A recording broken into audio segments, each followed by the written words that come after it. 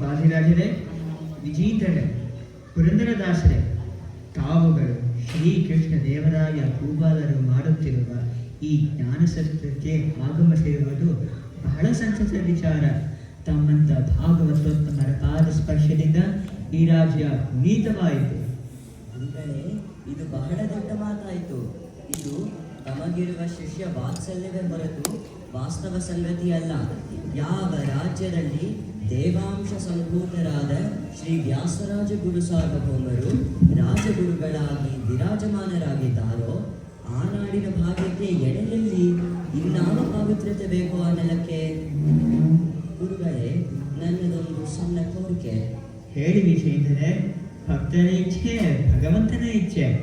ತನ್ನ ಇಚ್ಛೆನ ಭಕ್ತರ ಮೂಲಕ ಪ್ರಕಟಪಡಿಸ್ತಾನೆ ಪರಮಾತ್ಮ. ಏನಿಲ್ಲ, ಯಂತ್ರೋದ್ಧಾರಕ ಪ್ರಾಣದೇವರು ತಮಗೆ ಮಾಡಿದ ಅನುಗ್ರಹದ ಬಗ್ಗೆ ತಮ್ಮ ಮುಖಕಮಲದಿಂದಲೇ ಕೇಳುವ ಹಂಬಲ. ಇದು ಪ್ರಾಣದೇವರು ಮಾಡಿದ ಮಹದನುಗ್ರಹ. ಇದರಲ್ಲಿ ನಮ್ಮದೇನು ಮಹತ್ವವಿಲ್ಲ. ನಾವು ಪ್ರತಿನಿತ್ಯ ಚಕ್ರ ತೀರ್ಥ ಸಮೀಪವಿರುವ ಒಂದು ಗುಡ್ಡದ ಮೇಲೆ ಧ್ಯಾನಕ್ಕಾಗಿ ಕೂಡುತ್ತಿದ್ದೆವು. ಧ್ಯಾನ ನಿರ್ವಿಘ್ನವಾಗಿ ಸಾಗಲೆಂದು ಒಂದು ಬಂಡೆಯ ಮೇಲೆ ಇಂಜಿನಿನ ಚೂರಿನಿಂದ ಪ್ರಾಣದೇವರ ಆಕಾರವನ್ನು ಬರೆಯುತ್ತಿದ್ದೆವು. ಆಶ್ಚರ್ಯವೆಂದರೆ, ಧ್ಯಾನ ಸಮಾಪ್ತಿಯಾದ ಕೂಡಲೇ ಆ ಆಕಾರ ಜೀವಂತ ರೂಪ ತಾಳಿಯಲ್ಲಿಂದ ಹಾರಿ ಹೋಗ್ತಿತ್ತು.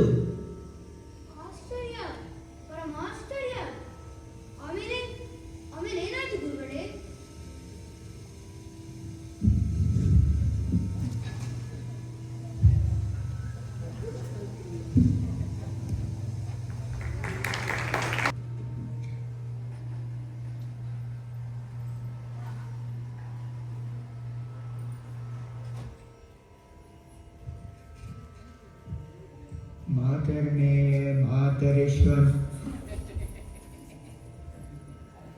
ಪ್ರಭು ರಾಮಚಂದ್ರ, ಮೊರೆಯನಾಲಿಸೋ ಸ್ವಾಮಿ. ಹನುಮಂತ ದೇವರು ಇಲ್ಲಿ ಸ್ಥಿರವಾಗಿ ನಿಲ್ಲೋ ಹಾಗೆ ಆಜ್ಞೆ ಮಾಡು.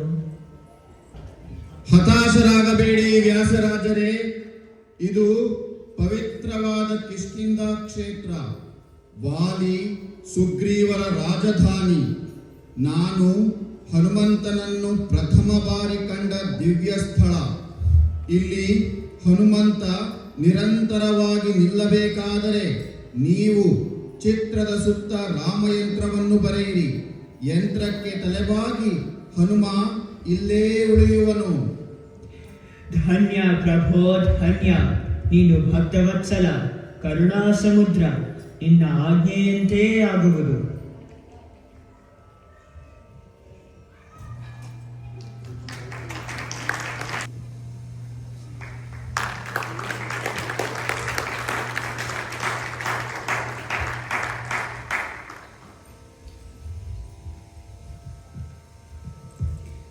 ಮಾತರ್ಮೇ ಮಾತರೇಶ್ವರ.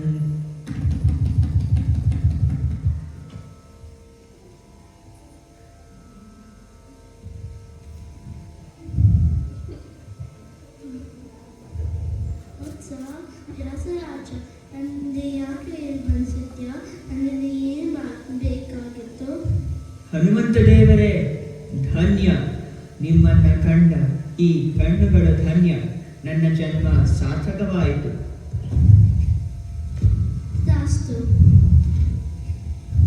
ಸ್ವಾಮಿ, ಇದು ಪವಿತ್ರವಾದ ಕಿಷ್ಕಿಂಧ ಕ್ಷೇತ್ರ.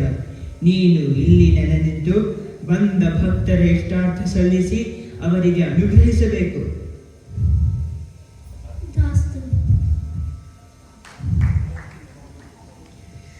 ನಮಾಮಿ ದೂತಂ ರಾಮಸ್ಯ ಸುಖದಂ ಚ ಸುರುದ್ರಮಂ ದೀನವೃತ್ತ ಮಹಾಬಾಹು ಸರ್ವಶತ್ರು ನಿವಾರಣಂ ನಾನಾರತ್ನ ಸಮಾಯುಕ್ತ ಕುಂಡಲಾದಿ ವಿರಾಜಿತಂ ಸರ್ವದಾ ಭೀಷ್ಟದಾತಾರಂ ಸದಾಂ ವೈದೃಢಮಾಹವೆ ವಾಸಿನಂ ಚಕ್ರತೀರ್ಥಸ್ಯ ದಕ್ಷಿಣಸ್ಥವಿರೋ ಸದಾ ತುಂಗಾಂ ಕೋದಿತರಂಗಸ್ಯ ವಾತೇನ ಪರಿಶೋಭಿತೆ ನಾನಾದೇಶಾಗತೈಃ ಸದ್ಭಿಃ ಸೇವ್ಯಮಾನಂ ಧೃತೋಕ್ತಮೈಃ ಧೂಪದೀಪಾದಿ ನೈವೇದ್ಯೈಃ ಪಂಚಕಾಜ್ಯೈಃ ಪ್ರಶಕ್ತಿತಃ ಭಜಾಮಿ ಶ್ರೀ ಹನುಮಂತಂ ಹೇಮಕಾಂತಿ ಸಮಪ್ರಭಂ ವ್ಯಾಸತೀರ್ಥಯತೀಂದ್ರೇಣ ಪೂಜಿತಂ ತ್ರಿಣಿಧಾರಕಃ ತ್ರಿವಾರಂ ಯಃ ಪಠೇತ್ ನಿತ್ಯಂ ಸ್ತೋತ್ರಂ ಭಕ್ತ್ಯಾ ದ್ವಿಜೋತ್ತಮಂ वाञ्छितं लभते भीष्टं षण्मासाभ्यन्तरे खलु पुत्रार्थी लभते पुत्रां यशोर्थी लभते यशः विद्यार्थी लभते विद्यां धनार्थी लभते धनं सर्वथा मास्तु सन्देहो हरिः साक्षी जगत्पतिः यः करोत्यत्र सन्देहं स याति नरकं ध्रुवम्.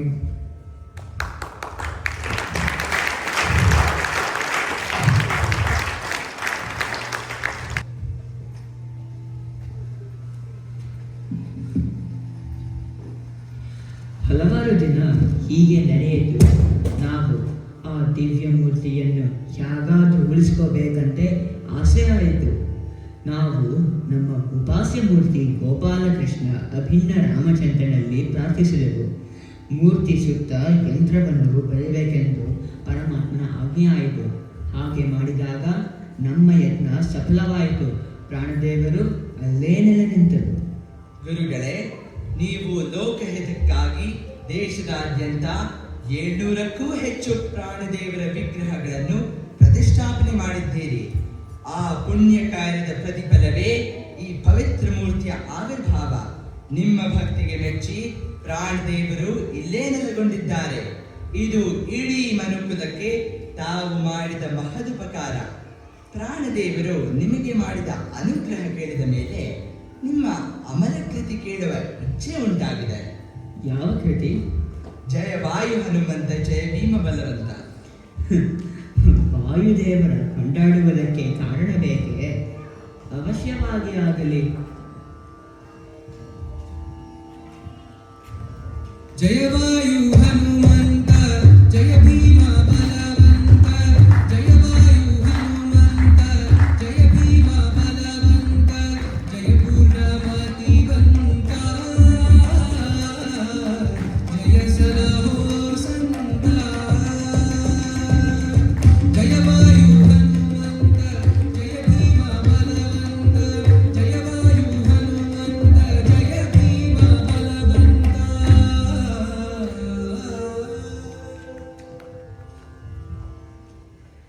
ವಿಜೇಂದ್ರರೇ, ತಾವು ಕುಂಭಕೋಣದಲ್ಲಿ ನಡೆಸಿರುವ ಮಹಿಮೆಗಳ ಬಗ್ಗೆ ಸ್ವಲ್ಪ ಬೆಳಕಿನ ಚೆಲ್ಲಿ.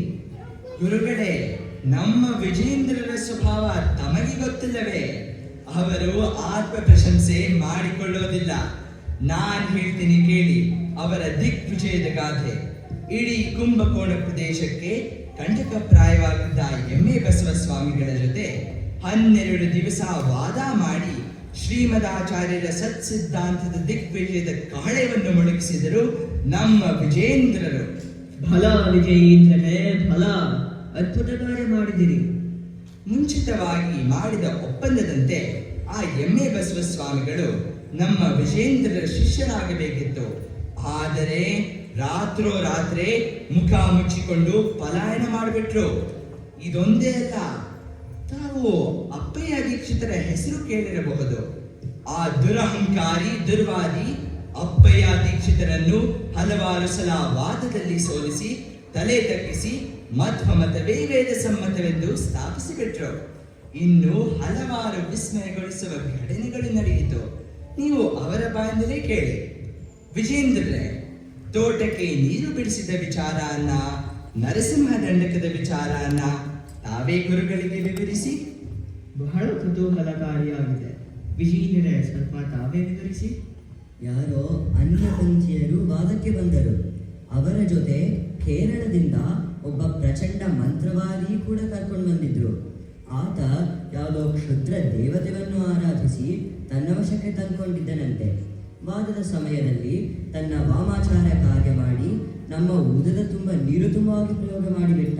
ಅಯ್ಯಯ್ಯೋ, ಆಮೇಲೆ ಏನಾಯ್ತು? ಆ ಮಂತ್ರವಾದಿಯ ದುಷ್ಟ ಪ್ರಯೋಗ ಭಾಸವಾದ ಕೂಡಲೇ ನಾವು ನಮ್ಮ ಉಪಾಸ್ಯ ಮೂರ್ತಿ ಮೂಲ ರಾಮದೇವರಿಗೆ ಮೊರೆ ಹೋದೆವು. ಆ ಕರುಣಾಮೂರ್ತಿ ನಮ್ಮ ಮೇಲೆ ಕೃಪೆಗೊಂಡು ಆ ಮಂತ್ರವಾದಿ ಕಳಿಸಿದ ನೀರನ್ನೆಲ್ಲ ತೋಟದ ಕಡೆ ತಿರುಗಿಸಿಬಿಟ್ಟ. ಬಹಳ ದಿವಸದಿಂದ ನೀರು ಕಾಣದ ಗಿಡಗಳಿಗೆ ಒಳ್ಳೆಯ ಜಲಸಂಚಲವಾಯಿತು. ಅದ್ಭುತ, ಅತ್ಯದ್ಭುತ. ಪರಮಾತ್ಮನ ನಂಬಿಕೆಟ್ಟವರೆಲ್ಲವೆಂಬ ಸತ್ಯವ ಸ್ಥಾಪಿಸಿಬಿಟ್ರಿ. ಧನ್ಯರು ವಿಜೇಂದ್ರರೇ, ನೀವು ಧನ್ಯರು. ಮತ್ತೆ ನರಸಿಂಹದಂಡಕದ ಸಮಾಚಾರ? ಯಾರೋ ಗುಹಿಗಳು ನೈವೇದ್ಯದಲ್ಲಿ ವಿಷ ಸೇರಿಸಿ ಬಿಟ್ಟಿದ್ರು. ಅಯ್ಯಯ್ಯೋ, ವಿಷಯವೇ? ಆಮೇಲೆ ಏನಾಯ್ತು? ಭಗವಂತನಿಗೆ ಸಮರ್ಪಿಸಿದ ನೈವೇದ್ಯವನ್ನು ತಿರಸ್ಕರಿಸಲು ಮನಸ್ಸು ಬರಲಿಲ್ಲ. ದೇವರ ಮೇಲೆ ಭಾರ ಹಾಕಿ ಆ ವಿಷಭರಿತವಾದ ನೈವೇದ್ಯವನ್ನು ಯಾರಿಗೂ ಕೊಡದೆ ನಾವೇ ಸ್ವೀಕರಿಸಿದೆವು. ವಿಷದ ಪ್ರಭಾವ ಹೆಚ್ಚಾದಾಗ ನರಸಿಂಹ ದೇವರ ಸ್ತೋತ್ರ ರಚಿಸಿ ಅವನಿಗೆ ಸಮರ್ಪಿಸಿದೆವು. ಅವನ ಕೃಪೆಯಿಂದ ನಮಗೆ ಏನು ಹಾನಿಯಾಗಲಿಲ್ಲ. ನಿಜಕ್ಕೂ ನೀವು ಪರಮಾತ್ಮನ ಸಂಪೂರ್ಣ ಅನುಗ್ರಹ ಪಡೆದ ಪುಣ್ಯಾತ್ಮರು. ಈ ಘಟನೆಗಳನ್ನು ಕೇಳಿದಾಗ ಮೈ ರೋಮಾಂಚನಗೊಳ್ಳುತ್ತೆ, ಭಕ್ತಿ ಮತ್ತಷ್ಟು ಹೆಚ್ಚುತ್ತೆ. ನಮ್ಮ ಪುರಂದರದಾಸರು ನಾನಿನ್ನ ಧ್ಯಾನದೊಡೆರಲು ಸದಾರಂಗ ಎಂಬ ದೇವರ ನಾಮದಲ್ಲಿ ಈ ಭಾವವನ್ನೇ ಚೆನ್ನಾಗಿ ವರ್ಣಿಸಿದ್ದಾರೆ. ಎಲ್ಲ ನಿಮ್ಮ ಆಶೀರ್ವಾದ ಗುರುಗಳೇ. ಗುರುಗಳ ಆಶೀರ್ವಾದದರು ಶರಿಯೇಟು ತಪ್ಪಿಲ್ವಲ್ಲ ದಾಸರೇ? ಷಡಿಯೇಟು ನಮ್ಮ ದಾಸರಿಗೆ? ಅಯ್ಯೋ ದೇವರೇ, ಇದು ಯಾಗಾಯ್ತು ದಾಸರೇ? ಹೇಳೋದೇನಿದೆ ಗುರುಗಳೇ, ಪರಮಾತ್ಮ ಲೀಲಾ ಪುರುಷ, ಭಕ್ತರ ಜೊತೆ ಸರಸ ಮಾಡ್ತಾನೆ. ಏನಾಯ್ತು ದಾಸರೇ, ಸ್ಪಷ್ಟವಾಗಿ ಹೇಳಿ. ನಾನು ಪಂಢರಾಪುರಕ್ಕೆ ಹೋಗಿದ್ದೆ. ಮೊದಲ 2 ದಿವಸ ಬಹಳ ಚೆನ್ನಾಗಿ ಆದರ ಸತ್ಕಾರ ಮಾಡಿದರು. ಆದರೆ 3ನೇ ದಿವಸ ಕಂಬಕ್ಕೆ ಕಟ್ಟಿ ಚಳಿಯಿಂದ ಹೊಡೆದರು. ಶ್ರೀಹರಿ, ಇದು ಯಾಗಾಯ್ತು ದಾಸರೇ?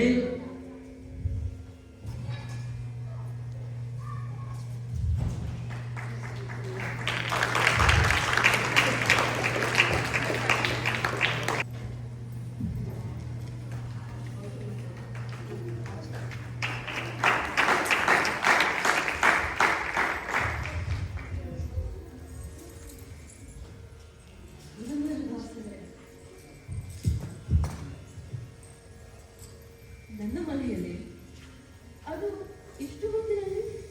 ಅಮ್ಮ, ನೀನು ಪ್ರಸಿದ್ಧ ನರ್ತಕಿ ಪದ್ಮಿನಿ ದೇವಿ ಅಲ್ಲವೇ? ಹೌದು ದಾಸರೇ, ತಮ್ಮ ಆಗಮನದಿಂದ ನನ್ನ ಮನೆ ಪವಿತ್ರವಾಯಿತು. ಆದರೆ ತಮ್ಮಂತ ಮಹಾನುಭಾವರು ನನ್ನಂತ ನೀಚನ ಮನೆಗೆ ಬರಬಾರದಿತ್ತು. ನೀನು ಲೋಕದ ದೃಷ್ಟಿಯಲ್ಲಿ ದುಡ್ಡಿಗಾಗಿ ನರ್ತಿಸುವ ನೀಚ ಸ್ತ್ರೀ. ಆದರೆ ಇದರ ಹಿಂದಿರುವ ರಹಸ್ಯ ಯಾರಿಗೂ ಗೊತ್ತಿಲ್ಲ. ರಹಸ್ಯ ಏನದು? ನೀನು ಕುಟುಂಬ ಪೋಷಣೆಗಾಗಿ ಅನ್ಯಗತಿ ಇಲ್ಲದೆ ಈ ವೃತ್ತಿಯನ್ನು ಹಿಡಿದಿರುವೆ ಅಲ್ಲವೇ? ಹೌದು, ಚಿಕ್ಕ ವಯಸ್ಸಿನಲ್ಲೇ ನಿನ್ನ ತಂದೆ ತೀರಿಕೊಂಡರು. ಹಿರಿಯ ಮಗಳಾದ ನನ್ನ ಮೇಲೆ ಮನೆ ಜವಾಬ್ದಾರಿ ಬಿತ್ತು. ನಾನು ಹಲವಾರು ಪ್ರಯತ್ನ ಪಟ್ಟೆ. ಆದರೆ ಎಲ್ಲರೂ ನನ್ನ ರೂಪ ಲಾವಣ್ಯಗಳ ಮೇಲೆ ಕೆಟ್ಟ ದೃಷ್ಟಿ ಹಾಯಿಸಿದರೆ ಬೇರೆ ಗತಿ ಇಲ್ಲದೆ ಶತ್ರುವಾದ ನನ್ನ ಸೌಂದರ್ಯವನ್ನೇ ಬಂಡವಾಳವಾಗಿ ಮಾಡಿ ಈ ವೃತ್ತಿಯಲ್ಲಿ ಹಿಡಿದರು. ನಾನು ಇನ್ನೊಂದು ಗುಟ್ಟು ಹೇಳಲೆ? ಇಷ್ಟೇ ನನ್ನ ಹಣೆ ಬರಹ. ಇಲ್ಲ ತಾಯಿ, ಈ ನೀಚ ವೃತ್ತಿಯಲ್ಲಿದ್ದರೂ ನೀನು ಬಹಳ ದೊಡ್ಡ ಸಾಧನೆ ಮಾಡುತ್ತಿರುವೆ. ನಿಮ್ಮ ಮಾತೆ ಅರ್ಥವಾಗುತ್ತಿಲ್ಲ. ನೀನು ಪಾಂಡುರಂಗನ ಮಹಾಭಕ್ತೆ. ಮನೆಗೆ ಬಂದ ವ್ಯಕ್ತಿಗಳಲ್ಲಿ ಸ್ವಾಮಿಯನ್ನೇ ಕಾಣುವೆ, ಅವನಿಗಾಗಿಯೇ ನರ್ತಿಸುವೆ. ಇದು ಸತ್ಯ ತಾನೆ? ತಾವು ಅಪರೋಕ್ಷ ಜ್ಞಾನಿಗಳು, ಪರಮಾತ್ಮನ ಅಂತರಂಗ ಭಕ್ತರು. ನಮ್ಮ ಮುಂದೆ ನಾನು ಸತ್ಯವನ್ನು ಮುಚ್ಚಿಡುವುದಿಲ್ಲ. ನಿಮ್ಮ ಮಾತು ಸತ್ಯ. ನಾನು ಬಂದ ಪ್ರತಿಯೊಂದು ವ್ಯಕ್ತಿಯನ್ನು ಶ್ರೀಕೃಷ್ಣನನ್ನೇ ಕಾಣುವೆ. ನಾನು ಗೋಪಿಕಸ್ತ್ರೀ ಎಂದು ಭಾವಿಸಿ ಅವನಿಗಾಗಿಯೇ ನಂತರ ಮಾಡುವೆ. ರಾಸಲೀಲೆ ಎಂದು ಮೈ ಮರೆಯುವೆ. ನಾನು ಇದನ್ನೇ ಹೇಳಿದ್ದು ತಾಯಿ. ಕೆಸರಿನಲ್ಲಿದ್ದರೂ ಕಮಲ ಪೂಜೆಗೆ ಬಳಸುವ ಪವಿತ್ರ ವಸ್ತು ಹೇಗೋ ಹಾಗೇನೆ ಈ ಕೆಟ್ಟ ವೃತ್ತಿಯಲ್ಲಿದ್ದರೂ ನೀನು ಪರಮ ಭಕ್ತೆ, ಅತ್ಯಂತ ಪವಿತ್ರಳು. ದಾಸರೇ, ಈ ಮಾತು ತಮ್ಮ ಹೃದಯ ವೈಶಾಲ್ಯಕ್ಕೆ ದ್ಯೋತಕ. ಅದಿರಲಿ, ಈಗ ನನ್ನಿಂದ ಏನು ಸೇವೆ ಆಗಬೇಕಾಗಿದೆ? ನೀನು ಭಕ್ತಿ ಭಾವದಲ್ಲಿ ಮಾಡುವ ರಾಸಲೀಲೆಯ ನೃತ್ಯ ನೋಡುವ ಹಂಬಲ. ನೀತಳಾದೆ ದಾಸರೇ. ತಮ್ಮಂತ ಭಗವದ್ಭಕ್ತರ ಇಚ್ಛೆ ಪೂರೈಸುವುದೇ ಭಗವಂತನ ಸೇವೆ. ತಮ್ಮ ಪರಮ ಗುರುಗಳಾದ ಶ್ರೀಪಾದರಾಜರ ಕೃತಿಯನ್ನು ಪ್ರಸ್ತುತಗೊಳಿಸಿದೆ. ತಾವು ಆಸನವನ್ನು ಗ್ರಹಿಸಿ.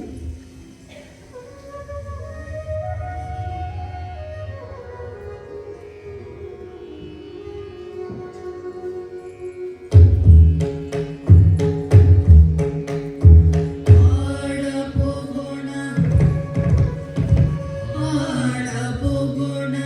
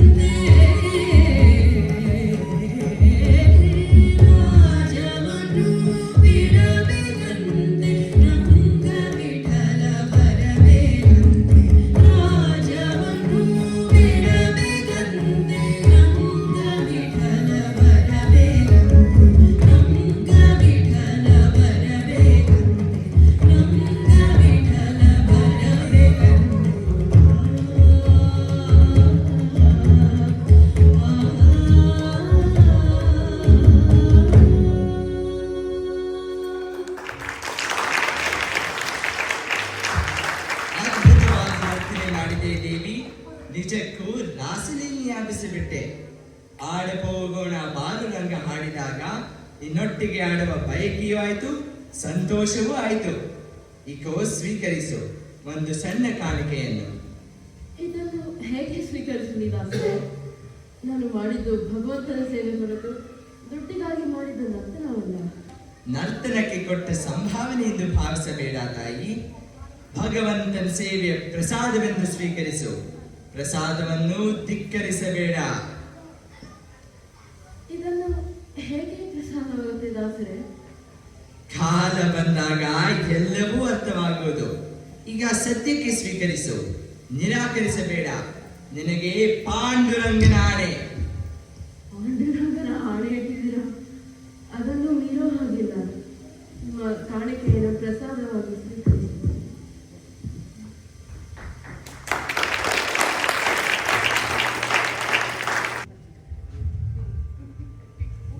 ಅಯ್ಯೋ ಅಯ್ಯೋ ಎಂತ ಅಯ್ಯೋ ಅಯ್ಯೋ ಎಂತ ಅನಾಹುತ ಆಗೋಯ್ತು. ಅಯ್ಯೋ ಅಯ್ಯೋ ಎಂತ ಅನಾಹುತ ಆಗೋಯ್ತು. ದೇವರೇ ದೇವರೇ, ನಮಗೇನೇ ಹೇಳಲಿ, ಆಗ್ಬಾರದಾಗೋಯ್ತು. ಅಯ್ಯೋ ದೇವರೇ.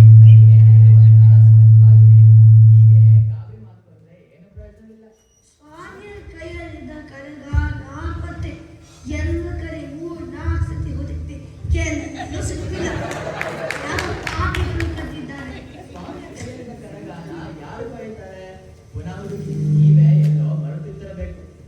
ಇಲ್ಲ ವ್ಯವಸ್ಥಾಪಕರೇ, ಅದನ್ನೇ ಬೆಳಗ್ಗಿಂದಲೇ ಹುಡುಕ್ತಿದೆ, ಎಲ್ಲೂ ಸಿಕ್ಕಿಲ್ಲ. ಹಾಗಾದರೆ ನೀವು ಹೇಳಿದ ಹಾಗೆ ಇದು ಮಹಾ ಸಮಸ್ಯೆ. ಸಿಬ್ಬಂದಿಗಳನ್ನು ಕರೆಸಿ ತನಿಖೆ ನಡೆಸ್ತೀನಿ.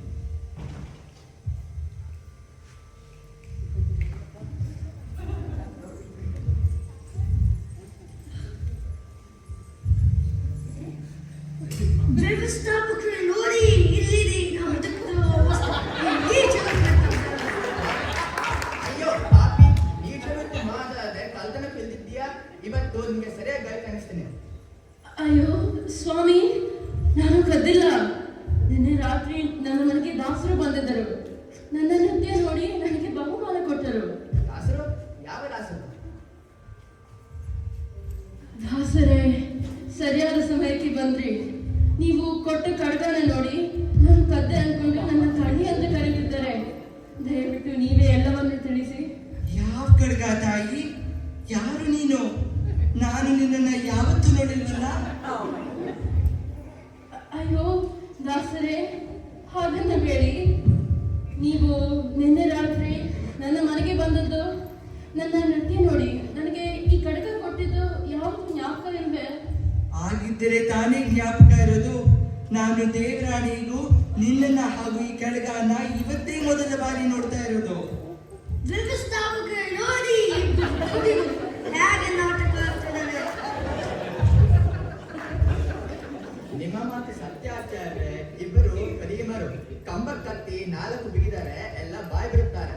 ಲೋ ಸೀನಾ, ಏ ರಾಮ, ಈ ಡೋಂಗಿದಾಸನನ್ನು ಕಂಬ ಕತ್ತಿ 4 ಬಿಗಿಯಿರಿ, ಎಲ್ಲ ಬಾಯಿ ಬಿಡುತ್ತಾನೆ ಕಲ್ಲ.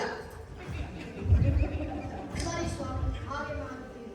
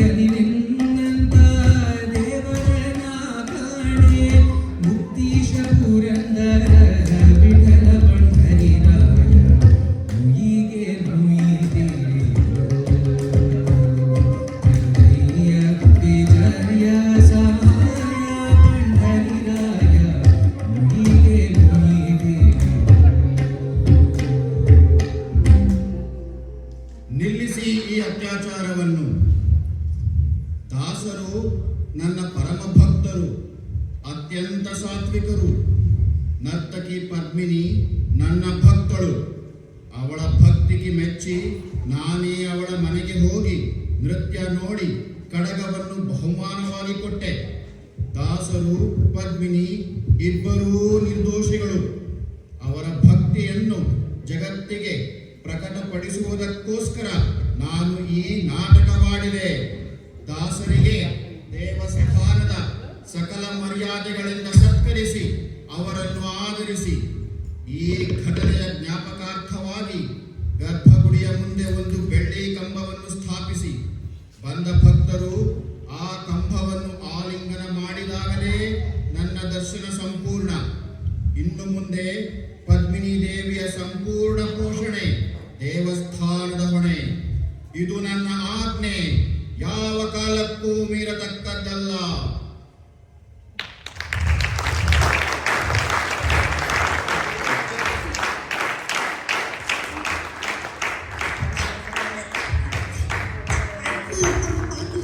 ನಿಮಗೆ ಈ ಶಿಕ್ಷೆ ಯಾಕೆ ದಾಸರೇ?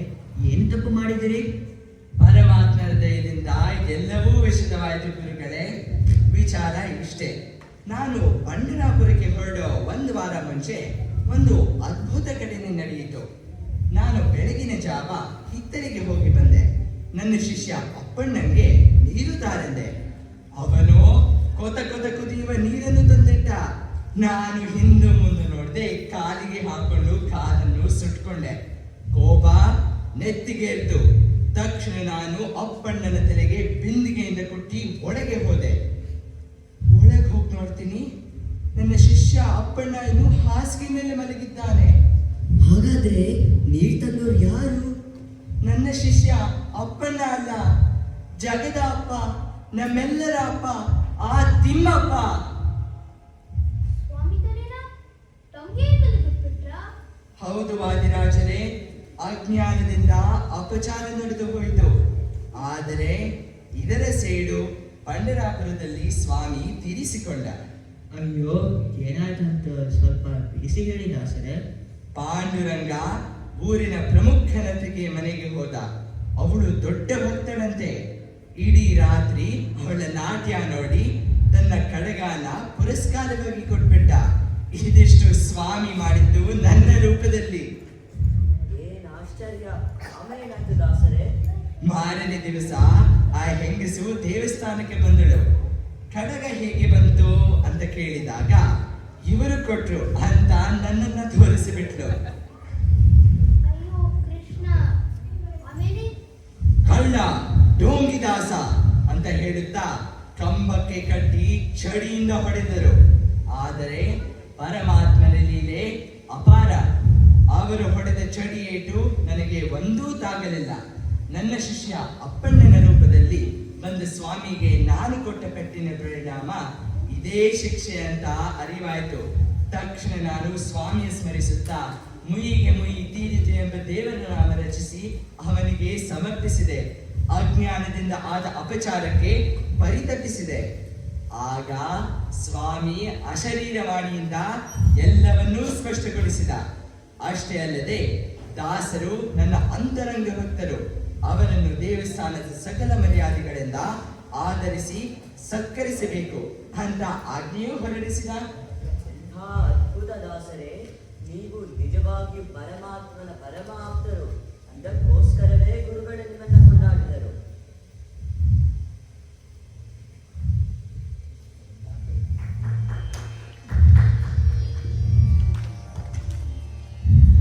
ವಸುದೇವ ಕೃಷ್ಣನ ಸ್ತುತಿ ಪೂಜಿಸುವಂತ ದಾಸನೆಂದರೆ ಪುರಂದರ ದಾಸರಯ್ಯ. ದಾಸನೆಂದರೆ ಪುರಂದರ ದಾಸರಯ್ಯ. ವಸುದೇವ ಕೃಷ್ಣನ ಸ್ತುತಿ ಪೂಜಿಸುವಂತ ದಾಸನೆಂದರೆ ಪುರಂದರ ದಾಸರಯ್ಯ. ದಾಸನೆಂದರೆ ಪುರಂದರ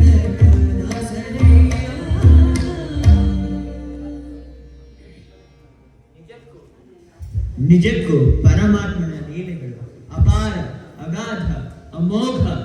ನಮ್ಮಂತ ಅಲ್ಪ ಮಾನವರಿಗೆ ಅವನ ವ್ಯಾಪಾರ ಅರ್ಥವೇ ಆಗೋಲ್ಲ. ಹೌದು ಗುರುಗಳೇ, ಅಕ್ಷರ ಸಹ ಸತ್ಯ. ಅಂದ ಹಾಗೆ ಈ ಪಾಂಡುರಂಗ ನಮ್ಮ ವಾದಿರಾಜರನ್ನೂ ಬಿಟ್ಟಿಲ್ಲ. ಹೌದಾ? ಏನಾಯ್ತು ವಾದಿರಾಜರೇ? ನಾವು ಪಂಡರಾಪುರದ ಒಂದು ದೇವಸ್ಥಾನದಲ್ಲಿ ಚಾತುರ್ಮಾಸದ ಬಿಡಲು ಹೋಗಿದ್ದೆವು. ಒಂದು ದಿವಸ ದೇವಸ್ಥಾನದ ಹೊರಗೆ ಬಹಳ ಗದ್ದಲಾಯಿತು. ಕಾರಣ ವಿಚಾರಿಸಲು ನಮ್ಮ ಶಿಷ್ಯನನ್ನು ಕಳಿಸಿದೆವು. ಸ್ವಲ್ಪ ವೇಳೆಯ ನಂತರ ಅವನೊಟ್ಟಿಗೆ ಒಬ್ಬ ರೈತನಿಗೆ ಬಂದ ಕೂಡಲೇ ನಮ್ಮನ್ನು ದೂಷಿಸಲು ಆರಂಭಿಸಿದ. ನೀವು ನಿಮ್ಮ ಕುದುರೆಯನ್ನು ಸರಿಯಾಗಿ ಕಟ್ಟಿ ಹಾಕದಿದ್ದ ಕಾರಣ ಅದು ಬಂದು ನಮ್ಮ ಹೊಲದಲ್ಲಿ ಬೆಳೆದ ಪೈರನ್ನು ತಿಂದು ದಾಂಧಲೆ ಮಾಡಿದೆ. ನಮಗೆ ಆದ ನಷ್ಟಕ್ಕೆ ನೀವೇ ಹೊಣೆ. ಇದನ್ನು ಕೇಳಿ ನಮಗೆ ಆಶ್ಚರ್ಯವಾಯಿತು. ನಮ್ಮ ಮಠದಲ್ಲಿ ಯಾವ ಕೂಡಲೂ ಇಲ್ಲದೆಂದು ಹೇಳಿದೆವು. ಆದರೆ ಅವನು ನಂಬಲಿಲ್ಲ. ಇದನ್ನು ಕೂಲಂಕುಷವಾಗಿ ಪರೀಕ್ಷಿಸಲು ಅವನ ಗದ್ದೆಗೆ ನಾವೇ ಹೋದೆವು. ಅಲ್ಲಿ ನೋಡಿದರೆ ಆಶ್ಚರ್ಯ. ಹೌದಾ? ಅಲ್ಲಿ ಏನು ಕಂಡ್ರಿ? ಎಲ್ಲೆಲ್ಲಿ ಕುದುರೆ ಪೈರನ್ನು ಮೆರೆದಿತ್ತು, ಅಲ್ಲಲ್ಲಿ ಚಿನ್ನದ ಬೆಳೆದಿತ್ತು. ಆಹಾ, ಪರಮಾಶ್ಚರ್ಯ! ಭಗವಂತನ ಲೀಲೆ ಊಹಾತೀತ. ಆಮೇಲೆ ಏನಾಯ್ತು ವಾದಿರಾಜರೇ? ಆ ರೈತ ತಾನು ಆ ದಿವ್ಯ ಕುದುರೆಗೆ ಹೊಡೆಯಲು ಮಾಡಿದ ಪ್ರಯತ್ನವನ್ನು ನೆಂದು ಕಣ್ಣೀರಿಟ್ಟ. ಪಶ್ಚಾತ್ತಾಪದಿಂದ ನಮ್ಮ ಪಾದ ಕೆರಗಿದ. ತನ್ನ ಅಪರಾಧವನ್ನು ಕ್ಷಮಿಸಲು ಪರಮಾತ್ಮನನ್ನು ಪ್ರಾರ್ಥಿಸಲು ನಮ್ಮನ್ನು ಬೇಡಿಕೊಂಡ. ಆ ಗದ್ದೆಯನ್ನು ನಮ್ಮ ಮಠಕ್ಕೆ ಕಾಣಿಕೆಯಾಗಿ ಅರ್ಪಿಸಿಬಿಟ್ಟ. ಮಠದ ಆಪ್ತ ಶಿಷ್ಯನಾದ. ಎಂತ ದೊಡ್ಡ ಭಾಗ್ಯ ಆದಾಯ್ತೆಂದು ಪರಮಾತ್ಮ ಅವನ ಮೇಲೆ ಅದೆಂತ ಕಾರುಣ್ಯ ತೋರಿದ. ನಿಜಕ್ಕೂ ಅದ್ಭುತ.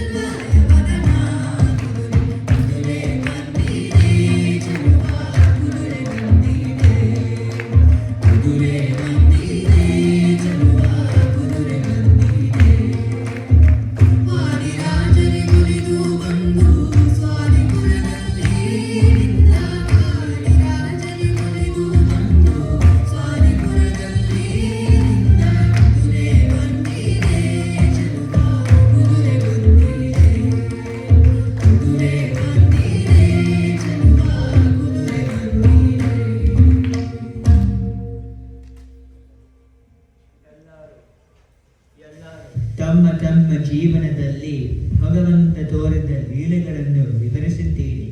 ನಿಮ್ಮ ಅನುಭವಗಳನ್ನು ಕೇಳಿ ಅತ್ಯಾನಂದವಾಯಿತು.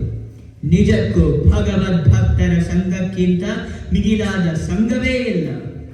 ಹೌದು ಗುರುಗಳೇ, ಪರಮಾತ್ಮನ ಪರಮಾನುಗ್ರಹಕ್ಕೆ ಪಾತ್ರರಾದವರ ಸತ್ಸಂಗ ಗಂಗಾ ಸ್ನಾನದಂತೆ ಹೇಳಿದವರನ್ನು ಕೇಳಿದವರನ್ನು ಪವಿತ್ರಗೊಳಿಸುತ್ತೆ. ಆದರೆ ಒಂದೇ ಒಂದು ಕೊರತೆ ಭಾಸವಾಗ್ತಿದೆ. ಕೊರತೆ? ಯಾವ ಕೊರತೆ ದಾಸರೇ? ಇಂಥ ದಿವ್ಯ ಸಭೆಯಲ್ಲಿ ನಮ್ಮ ಕನಕದಾಸರೇ ಇಲ್ಲವಲ್ಲ, ಅದೇ ಕೊರತೆ. ಅವರಿಗಾದ ದಿವ್ಯ ಅನುಭವ ಕೇಳೋ ಆಸೆ ಆಗ್ತಾ ಇದೆ. ಹೌದು, ಸತ್ಯವಾದ ಮಾತು. ಕನಕನ ಮೇಲೆ ಪರಮಾತ್ಮನಿಗೆ ವಿಪರೀತ ಪ್ರೀತಿ. ಆತ ಇದ್ದಿದ್ದರೆ ಚೆನ್ನಾಗಿರ್ತಿತ್ತು. ಅದಕ್ಕೇನಂತೆ ಗುರುಗಳೇ, ತಾವು ಹೇಳಿ ಕಳಿಸಿ, ಅವರು ತಕ್ಷಣ ಓಡಿ ಬರ್ತಾರೆ. ಈ ವ್ಯಕ್ತಿನನ್ನ ಕಳಿಸಿ ಕನಕದಾಸನ್ನು ಕರೆಸೋಣ. ಏನಪ್ಪ, ಸ್ವಲ್ಪ ಬರ್ತೀಯಾ?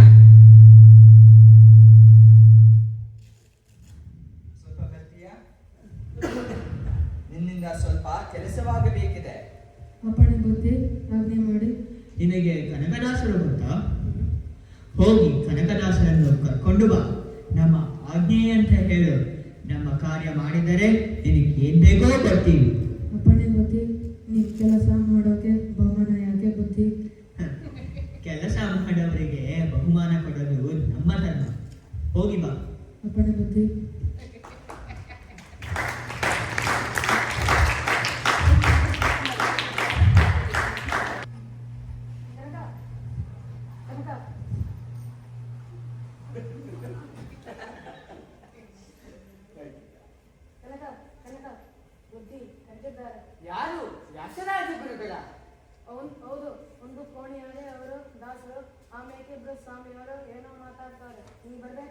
ನನ್ನನ್ನು ಕರ್ಕೊಂಬರಕ್ಕೆ ನಿನ್ನನ್ನು ಕಳಿಸಿದ್ರ?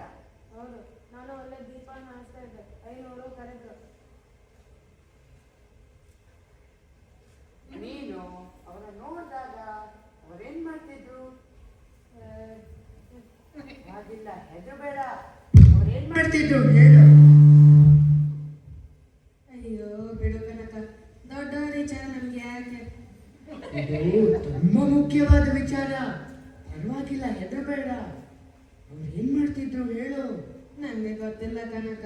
ಮಸಿ ನಗೋರು, ಆಮ್ಯಾಕೆ ಹೇಳೋರು, ನಂಗೆ ಏನು ತೋರ್ಸಲಿಲ್ಲ.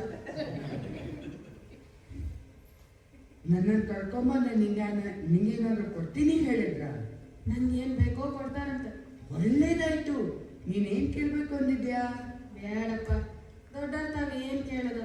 ಅವ್ರೇನ್ ಕೊಟ್ಟರೆ ಇಸ್ಕೊತೀನಿ. ಅಯ್ಯೋ, ತಪ್ಪು ಮಾತ್ರ ಮಾಡ್ಬೇಡ. ಕೊಡ್ತೀನಿ ಅಂತ ಹೇಳಿದ್ರಲ್ಲ, ಸರಿಯಾಗಿ ಬಲ ಬೀಸು.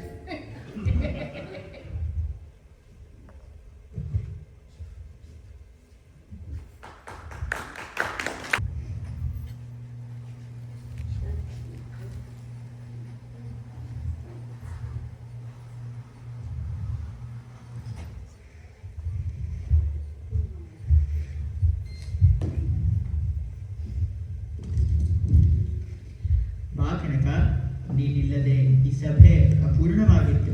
ಅದು ನನ್ನ ಭಾಗ್ಯ ಗುರುಗಳೇ. ನನ್ನ ಕರೆಸಿದ ಕಾರಣ ನೀನಿನ್ನು ಹೋಗಬಹುದು. ಆ ವ್ಯಕ್ತಿಗೆ ಏನಾದರೂ ಬಹುಮಾನ ಕೊಡ್ತೀರಾ ಗುರುಗಳೇ? ಪಾಪ ಬಿಸಿಲಲ್ಲಿ ಅಲೆದು ನನ್ನನ್ನು ಹುಡ್ಕೊಂಡ್ ಬಂದಿದ್ದಾನೆ. ಹೌದು, ಬಹುಮಾನದ ವಿಚಾರ ಮತ್ತೆ ಹೋಗಿತ್ತು. ನಿನಗೆ ಏನ್ ಬೇಕಪ್ಪ? ಸಂಕೋಚ ಮಾಡ್ಕೋಬೇಡ. ಏನ್ ಬೇಕೋ ಕೇಳು, ರಾಯರಿಗೆ ಹೇಳಿ ಕೊಡಿಸ್ತೀವಿ. ಬುದ್ಧಿ ಸಣ್ಣ ಬಾಯಿ ದೊಡ್ಡ ಮಾತು. ನಾನು ನೋಡ್ತಾನೆ ಇದ್ದೆ ಬುದ್ಧಿ. ನೀವೆಂತ ವಸಿ ಹೇಳ್ತಿದ್ರಿ, ವಸಿ ನಗ್ತಿದ್ರಿ. ನನಗೆ ವಸಿ ಅನ್ನೋದು, ವಸಿ ಅಳು ಎಂದು ಕೊಡಿ ಬುದ್ಧಿ. ನೋಡಿದ್ರ ಗುರುಗಳೇ, ಕನಕದಾಸರು ಬಂದ ತಕ್ಷಣ ಒಂದು ಸ್ವಾರಸ್ಯ ಮಾಡೇ ಬಿಟ್ರು. ಹೌದು, ಇದು ಕನಕನ ಕಿತಾಪತಿನೇ.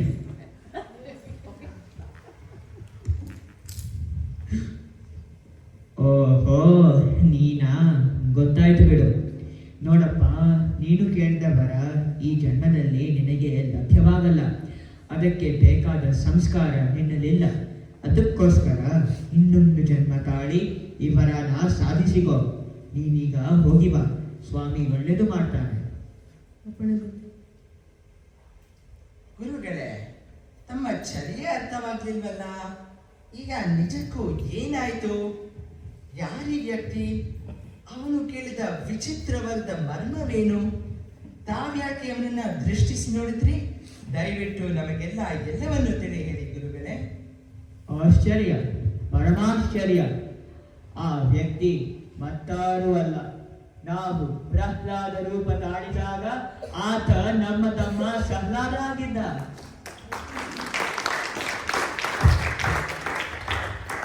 ಆಶ್ಚರ್ಯ, ತಮ್ಮ ಸಹೋದರ ಪ್ರಹ್ಲಾದನೇ? ಹೌದು, ಕರ್ಮವಶಾತ್ ಅವನಿಗೆ ಈ ನೀಚ ಜನ್ಮ ಬಂದಿದೆ. ಆದರೆ ಇಂದಿಗೆ ಅವನ ಕರ್ಮ ಸರಿಯಿತು. ಇದನ್ನು ಗುರುತಿಸಿ ನಮ್ಮ ಕನಕದಾಸರು ಅವನಿಗೆ ಅನುಗ್ರಹ ಮಾಡಿದರು. ಅವನ ಕೋರಿಕೆಯ ರಹಸ್ಯವೇನು ಗುರುಗಳೇ? ನಾವೆಲ್ಲ ನಮ್ಮ ಜೀವನದಲ್ಲಿ ಭಗವಂತ ತೋರಿದ ಲೀಲೆಗಳನ್ನು ನೆನೆಸಿಕೊಂಡು ಭಾವೋದ್ರೇಕಗೊಂಡಿದ್ದೆವು. ಆ ಉದ್ರೇಕದಲ್ಲಿ ಸ್ವಲ್ಪ ನಕ್ಕೆವು, ಸ್ವಲ್ಪ ಕಣ್ಣೀರು ಸುರಿಸಿದೆವು. ಇವನು ಈ ಭಾವೋದ್ರೇಕವನ್ನೇ ವರವಾಗಿ ಬೇಡಿಬಿಟ್ಟ. ಇದನ್ನು ಅವನಿಗೆ ಹೇಳಿಕೊಟ್ಟವರೇ ನಮ್ಮ ಕನಕದಾಸರು. ಅಂದರೆ ಅವನು ಭಗವದ್ಭಕ್ತಿ ಪಡೆದು ಅಪರೋಕ್ಷ ಜ್ಞಾನಿ ಆಗ್ತಾನ? ಹೌದು, ಆದರೆ ಆ ಜ್ಞಾನಕ್ಕೆ ತಕ್ಕ ಸಂಸ್ಕಾರ ಈ ಜನ್ಮದಲ್ಲಿಲ್ಲದ ಕಾರಣ ಮತ್ತೊಂದು ಜನ್ಮದಲ್ಲಿ ಅದು ಲಭ್ಯವಾಗತ್ತೆ. ಅರ್ಥವಾಯ್ತು ಗುರುಗಳೇ. ಹಾ, ಮತ್ತೊಂದು ವಿಚಾರ ನಿಮ್ಮ ಅನುಗ್ರಹದಲ್ಲಿ ಅಡಗಿದೆ. ಏನದು? ಇಲ್ಲಿ ಎಲ್ಲರೂ ವ್ಯಾಸ ಸಾಹಿತ್ಯ ಮತ್ತು ದಾಸ ಸಾಹಿತ್ಯದಲ್ಲಿ ನಿಷ್ಣಾತರು. ಈಗ ಪ್ರಹ್ಲಾದನೂ ಸಹ ನಿಮ್ಮ ಅನುಗ್ರಹದಿಂದ ದಾಸ ಸಾಹಿತ್ಯ ಮತ್ತು ವ್ಯಾಸ ಸಾಹಿತ್ಯದಲ್ಲಿ ಖ್ಯಾತನಾಗ್ತಾನೆ. ಜಗನ್ನಾಥನ ಇಚ್ಛೆ ಇದ್ದರೆ ಖಂಡಿತವಾಗಿಯೂ ಆಗ್ತಾನೆ. ಗುರುಗಳೇ, ತಮ್ಮ ಆಶೀರ್ವಾದ ಎನ್ನುವುದು ಫಲವಾಗಲ್ಲ. ಜಗನ್ನಾಥನು ಒಲಿತಾನೆ, ವಿಠಲನು ಒಲಿತಾನೆ. ಸಮಗ್ರವಾಗಿ ಹೇಳೋದಾದ್ರೆ ಜಗನ್ನಾಥ ವಿಠಲು ಇರ್ತಾನೆ.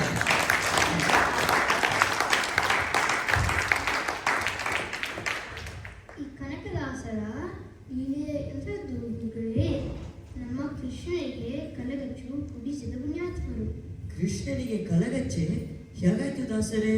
ನಾನು ವಾದಿರಾಜ ಗುರುಗಳ ಪರ್ಯಾಯ ಕಾಲದಲ್ಲಿ ಉಡುಪಿಗೆ ಹೋಗಿದ್ದೆ.